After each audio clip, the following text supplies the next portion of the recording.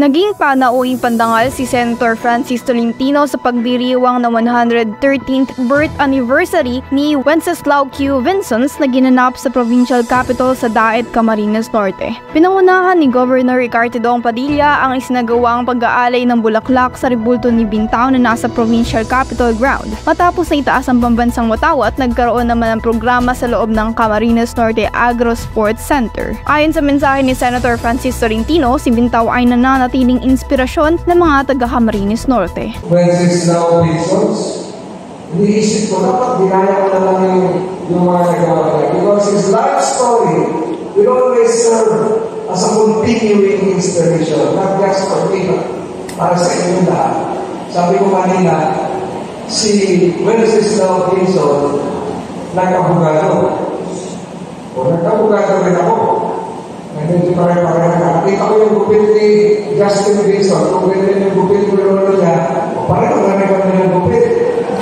Nagaling ako doon sa barbero, para ako kinupitan na nagkukwento-kwento lang ako. Nung pinigyan ako sa kami, mataas na yung gupit. Sabi ko, pantayin mo lang yan. Pupunta ako sa Camarines Norte.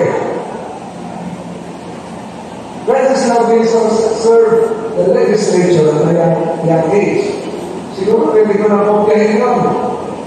Wenceslao Vincents entered public service at a young age. I was there at the age of 26.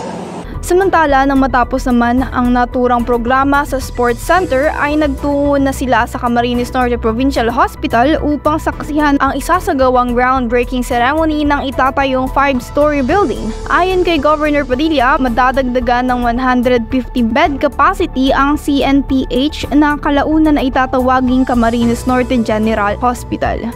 Camarines Norte General Hospital. This will house another 150 beds.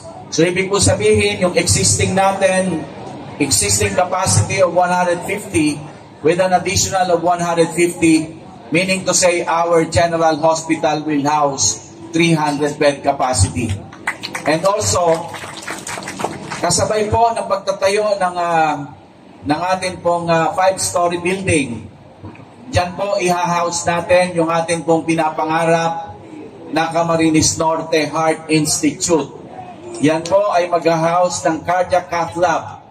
Marami po nagsasabi kahit doon sa Naga, medyo challenging daw po magtayo ng cardiac cath lab. Pero sabi ko, with almost 700,000 population, I will not hesitate to pursue this dream na magkaroon po ng Heart Institute dito mismo sa Camarines Norte Provincial Hospital. And also, kasabay po niyan, magkakaroon na rin po tayo ng magnetic resonance imaging, MRI. Ibig sabihin, hindi na kailangan pumunta sa Naga. And also, kasabay po niyan, yun pong ating problema, especially sa mga nagki-chemotherapy. Alam naman po natin, sa buong probinsya, minsan namamatay na lang ang ating kababayan, hindi man lang natitignan. They died undiagnosed. Normally po, hindi na-diagnose yung cancer. Sa pagkakataon po ito, it is high time for us na itayo po kasama sa building na ito yung Camarines Norte Cancer Institute na atin pong pinapangarap. By November po, hopefully, we can perform chemotherapy dito po sa loob ng atin pong ospital. Hindi na kailangan pumunta sa Camarines Sur. And also, kasama po doon sa nilakad namin ni Doc Ran Halgalato sa East Avenue Medical Center. As you all know, we are drafting an exchange program with the East Avenue Medical Center na ito pong Camarines Norte ngayon, marami tayong napapansin na merong problema sa balat.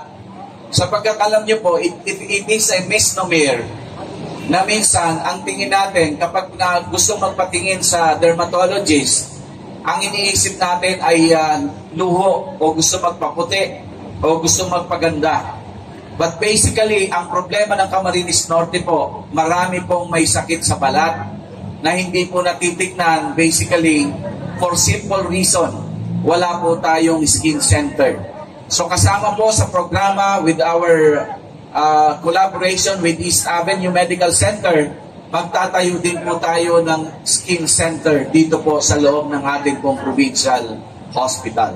Nagpasalamat naman ng mga opisyales at kawani ng CNPH sa ginagawang pagpapaunlad ng naturang pagamutan.